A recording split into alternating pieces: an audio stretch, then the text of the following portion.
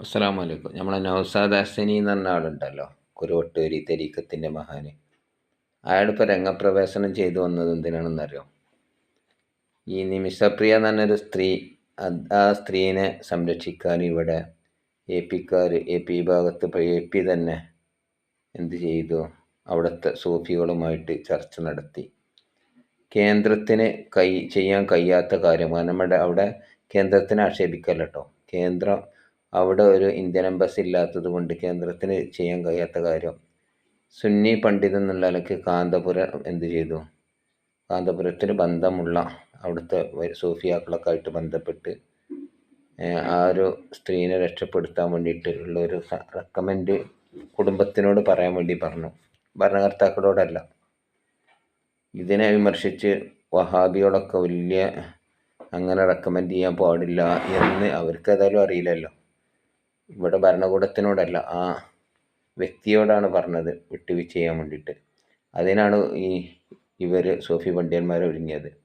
അപ്പോൾ ഇതിനെതിരെ നൗസാദ് ഹസനി എന്ന ആളില്ലേ, ഇയാൾ കാന്തപുരത്തിൻ്റെ ആളേന്. ഇപ്പോൾ ഓരോ ഗ്രൂപ്പിൽ നിന്ന് പോകുന്നു, സ്വന്തമായിട്ട് ഈ സ്വതന്ത്രമായിട്ട് ഒരു ശേഖനൊക്കെ കണ്ടുവച്ച് ഒരു പടച്ചോൻ ഒരു വലിയനെ കണ്ടുവച്ചുകൊണ്ട് ഈ കാലഘട്ടത്തിൻ്റെ മഷായിഖ് അയാളാണെന്ന് പറഞ്ഞിട്ട് അയാളിങ്ങനെ പറയണ ഇങ്ങനെ തള്ളുക ജനങ്ങളുടെ ഇടയിൽ. എന്നിട്ട് എന്താണ്, ഇതാണ് വലിയ സുന്നത്ത് ജമാഅത്തിൻ്റെ ആളാണ്, താലികെട്ടും കിട്ടിയ കുളിപ്പുണ്ട്. അങ്ങനെ ഈ ഓരോ കവലകളും അരീമസമാക്കാൻ ഇയാൾക്ക് എന്ത് ഉളുപ്പുള്ളത്.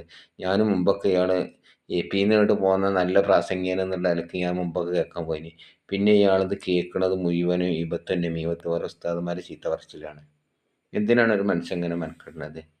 ഒരു മനുഷ്യനെ ഇങ്ങനെ ഇരപ്പാക്കാനോ ഒന്നുമില്ലെങ്കിൽ അയാളെ അപ്പാൻ്റെ വയസ്സുള്ള ഇയാളെ എന്നിട്ട് കേന്ദ്രം തീരുമാനിക്കുന്നു. കേന്ദ്രത്തിന് കഴിയൂല എന്ന്, കാരണം അവിടെ ഇന്ത്യൻ എംബസിയും കൂടി ഇല്ലാത്തത് കൊണ്ട് കേരളത്തിന് കഴിയാത്തൊരു കേന്ദ്രം പറയും. എന്താണ് അവിടെ സംഭവിക്കുക? കേന്ദ്രം പറയുന്നു. കേന്ദ്രം പോലും പറഞ്ഞില്ല ഓല് പറയുന്നത്. കാരണം എന്താ? ഓൽക്ക് അവിടെ ഇന്ത്യൻ എംബസി ഇല്ലാന്ന്. അതുകൊണ്ട് എന്താണ്, അവിടെ ബന്ധപ്പെടാൻ പറ്റുന്നതല്ല, ഗോത്രവർഗവുമായിട്ട് ബന്ധപ്പെടേണ്ടതാണ്. അപ്പം പിന്നെ ഇയാളെന്താണ് പറയുക, ഈ ഗ്രാൻഡ് മുഫ്തിൻ്റെ ഈ വർഗീയവാദികളായിട്ടുള്ള ബന്ധം ഒക്കെ അന്വേഷിക്കേണ്ടി വരുന്നു. കള്ളന് കഞ്ഞിയൊക്കെ പറഞ്ഞ് ഏർപ്പെടേണ്ടി. ഇതേ അവസ്ഥയാണ്. ഈ കാന്തപുരത്തിന് ഈ സൂഫിയാക്കളും അല്ലാതെ മറ്റുള്ളവരായിട്ട് എന്ത് ബന്ധമാണുള്ളത്? ഇതൊന്ന് ഈ വിഡ്ഢിത്തം സംസാരിക്കുന്നത് എന്താണ് ഇയാൾ പറയുന്നത്? ഇയാൾക്ക് തീരെ കാര്യമൊന്നുമില്ല.